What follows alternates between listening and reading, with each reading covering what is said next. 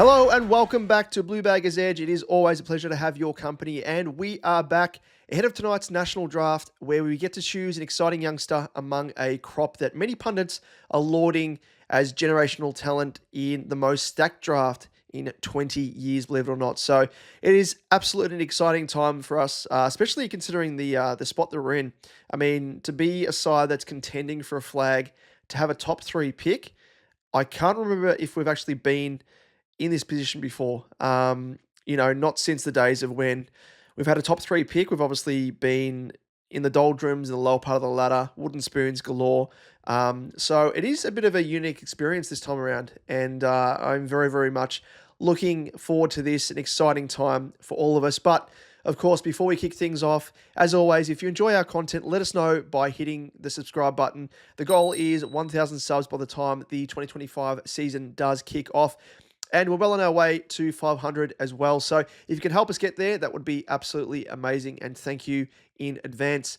Now, I did briefly speak about 4 specific guys in the previous video during the trade period when we did swindle. I'm going to use that word, swindle, the Eagles for their pick 3, which we did really. And those 4 players were Jagger Smith, Finn O'Sullivan, Sid Draper, and Sam Lawler. At the point, I guess a few hours out from the draft now, only a couple of hours as I record this, actually. Those are, I guess, the undisputed 4 players that are being banded around in terms of the top 4 picks. And in this video today, I will be taking a little bit more of a deep dive on these guys with the help of some data to break down who they are as players, their attributes, and what they could offer our side if we do select them with pick 3. So, in my eyes, I love analogies, and I reckon we're feeling a little bit like Charlie, who's found the golden ticket to visit Wonka's chocolate factory.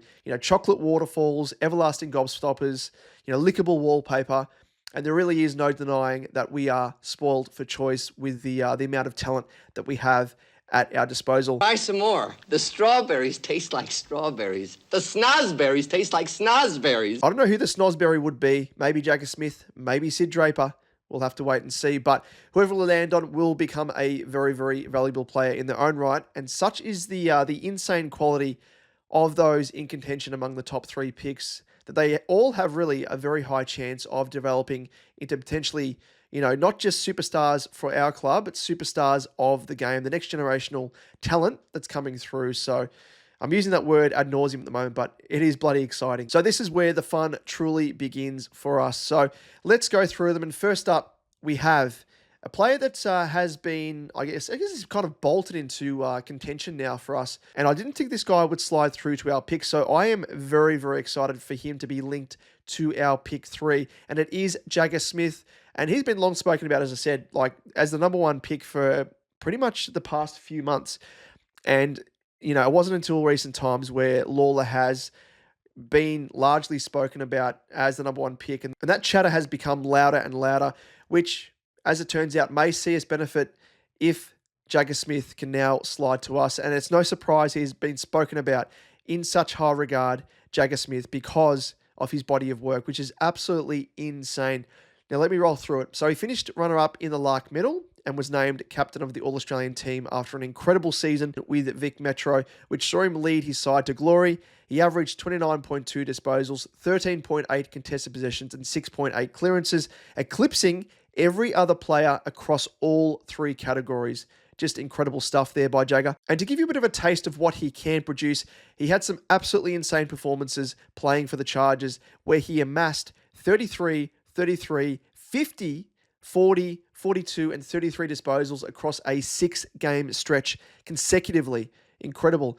Now, this culminated in winning Oakley's Best and Fairest, and he finished equal 3rd in the Morris Medal, which is awarded to the best young player at underage level. So it's fair to say he barely played a bad game all season. Should note as well, among the top prospects, they've all had injury issues across the season. Lawler was one of those, Sid Draper another one, Finn O'Sullivan as well. He had a multitude of injuries across the journey. So they've all had sort of interruptions to their year, whereas Jagger Smith has been able to play the entirety of it.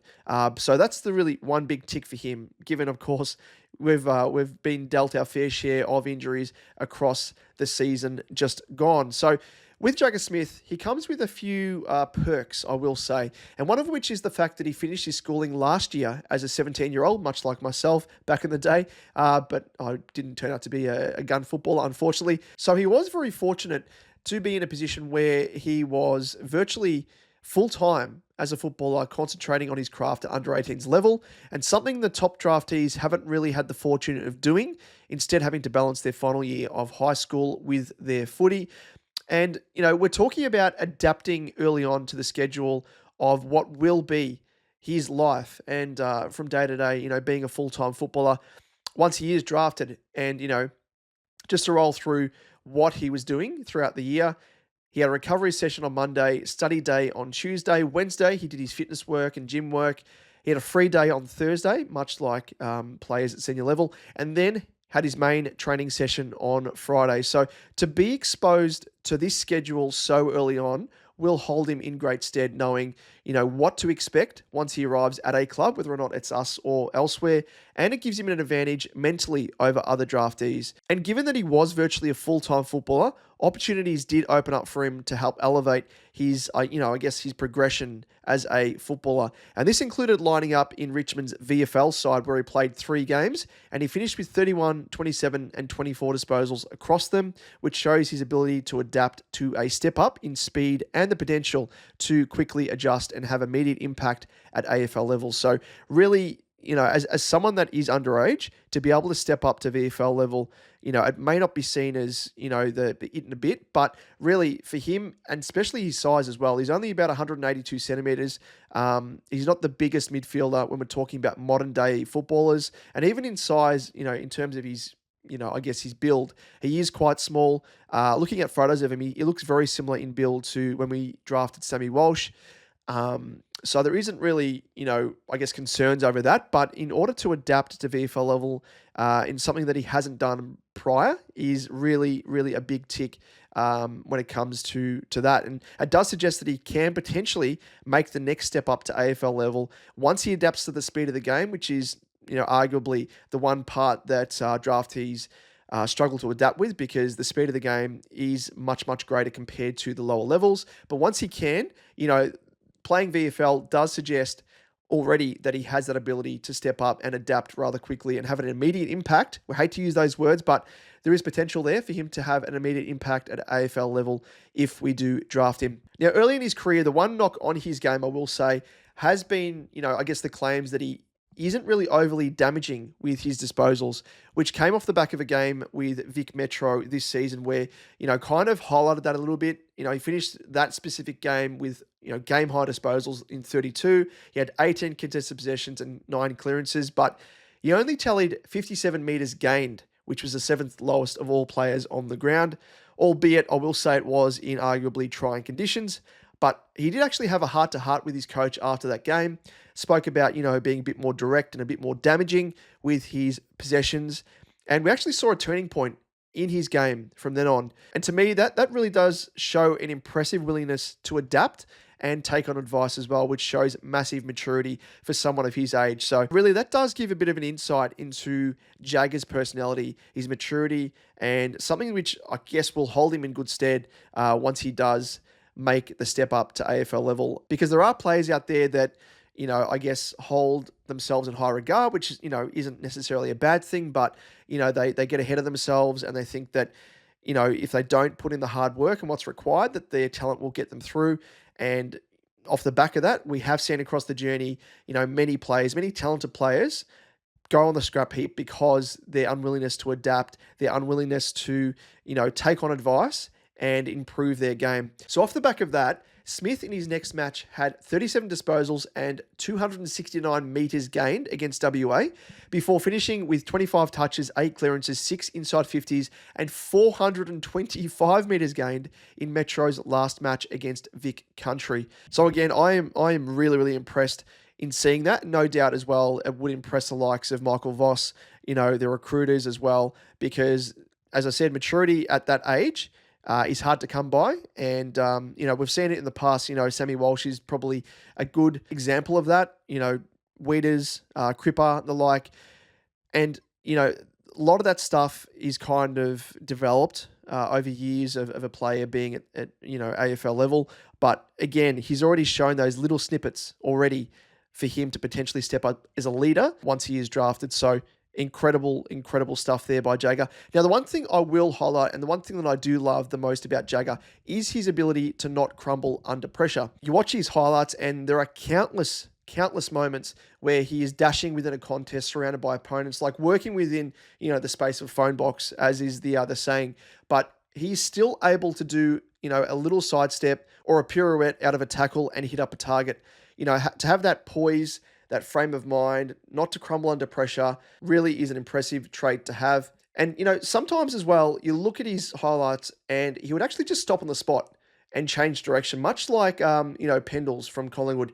And it's absolutely a sight to see. And it's so refreshing as well, because it's definitely something that we lack in our own engine room, along with speed, of course, which he has in spades. Another thing that he also has is his willingness to run on and be involved in multiple chains in a possession, which is very much like Nick Dacos, endlessly providing an option down the ground, operating with an insatiable hunger, along with an insane agility and endurance. He even runs and kicks like Dacos. It is really rather scary. But to me, of the guys that we're going to be speaking about, he is, I think, my equal top choice, maybe edging ahead of Sid Draper just a smidge. But I just think personally that we weren't going to be in this position to be able to grab him. I always thought he was going to go pick 1 to Richmond. So I'm absolutely stoked to hear that he might slide to us. So I am super, super excited to use that word again. Now, the next candidate that I really rate, and I spoke about him just then, it is Sid Draper. And nickname I'm going to give him is the Flash. I didn't give a nickname to Jagga Smith. He's probably the all-rounder, the accumulator, the little pocket rocket, I'll probably call him. But Sid Draper, he is the Flash. And for good reason, because if you're a side like Carlton that is crying out for an injection of speed to the point of, electrifying pace, then look no further than Sid Draper. His unique talent is his extreme leg speed and burst out of stoppages, with some of the best evasiveness and spatial awareness you'll see of anyone in the draft pool, in my opinion. This bloke has flair and true X factor. And I'm talking, it's almost as if he has a sixth sense when it comes to navigating out of congestion and in tight. Sidestepping, zigzagging, or, delivering a spinning pirouette, much to the confusion of his opponent, who was left attempting to tackle the empty space he was in only milliseconds earlier. Much like O'Sullivan and Jagger Smith, he was able to line up in the State League for South Adelaide and have an impact, indicating he is ready to go at senior level with a frame ready-made for the rigours of AFL, something that is echoed by Kel Toomey. In 6 games in the Sandful, he averaged 22 disposals, 2.2 marks, 5.3 tackles, and 0.3 goals. And you can, by those tackle numbers, tell that he loves a cuddle, registering 5 tackles or more in 4 out of 6 games, and as many as 10 in a single game. Now, playing against players in your own age bracket is one thing, but to do it against grown men and hold your own is a big tick for his early development ceiling once he is drafted, very much like Jagger Smith. Another tick is, of course, his natural leadership qualities that come with being the captain of the SA side. Already has chemistry with the Campo twins as well to boot, having played alongside them, and it's no surprise they feature in the same link-up possession chains in his highlights. Unfortunately, we don't have any testing data at the combine, given he was unable to do the testing due to a back injury. I spoke about it earlier in terms of other candidates outside of Jagger Smith having injuries. That was his ailment, back injury. He also had, I think it was, shin splints it may have been. Yeah, so he had quite a few niggles across the journey. However, when he was tested for his agility in 2023, not surprisingly, he posted the top time of 7.8 seconds. Now, mind you, if he tested for 2024 and was able to replicate that 7.8 seconds, that would have been the fastest agility time of anyone, given the fastest time of those that tested in 2024 was 7.922 seconds. So it just goes to show, again, a big part of his game and one of the strengths of his game is his agility. But either way, I think his body of work speaks for itself. All you need to do is look at his highlights and you'll see why he well and truly passes the eye test. Very, very impressive player. Now, to round things out, it is Finn O'Sullivan, and he is a mid-forward, Oakley Chargers, and he has been described as one of the more complete or well-rounded players in this draft. Can play inside, can play outside, and can push forward and kick goals, utilising his great vertical leap with overhead marking prowess akin to, say, an Isaac Heaney. Injuries have really held him back, though, with a broken thumb, he's had a broken finger, among a list of injuries. If he was fit enough to string together a full carnival, he could be the hands down number one pick candidate. Knock on his game was he really, really tested well as the underage in 2023. And this season, due to, people are saying he had a host of injuries. Yes. Was that the mitigating factor as to why he wasn't able to replicate, the big season that he had the season prior? Maybe, we just don't know. But, regardless, he has shown more than enough in his body of work to have him firmly in discussions for the top 3 picks. In terms of draft combine testing, he finished second in the running vertical jump with 93 centimeters. So just for context here, at 182 centimeters, that is very, very impressive, especially when you consider Alex Taru had the highest leap and he stands a full 10 centimeters taller, and he won by 1 centimeters difference in leap compared to Finn O'Sullivan. And that's an insane leaping ability, and it's this that really makes him a multifaceted threat when he does drift forward. In terms of other testing times, so O'Sullivan recorded a 2.989 second 20-meter sprint, 8.152 seconds in the agility test, and ran the 2-kilometer time trial in 6.28 minutes, placing him in the top dozen prospects across the 3 events. And that just highlights his athletic ability, testing highly in both short burst speed and longer endurance. Another great thing about Finn is he doesn't need a massive amount of the ball to make an impact. He's almost the, anti-Tom Mitchell, and in this sense, he's very similar to Bontempelli, as his ball use is of such a high quality, it counts for so much more. Also, he is an elite reader of the play, to the point where if he's under pressure, instead of taking possession and getting caught, can provide little knock-ons to the benefit of his team, which is another standout Bont-like trait. And whilst his evasiveness isn't at the insane levels of, say, a Sid Draper or a Jagger Smith, he does have the ability to calmly sidestep an opponent at ease. I do feel that he's a sort of player, just watching him, that he may take a little bit of time to adapt to the speed of senior level and may actually get caught a couple of times until he can, get up to the pace of, what's required.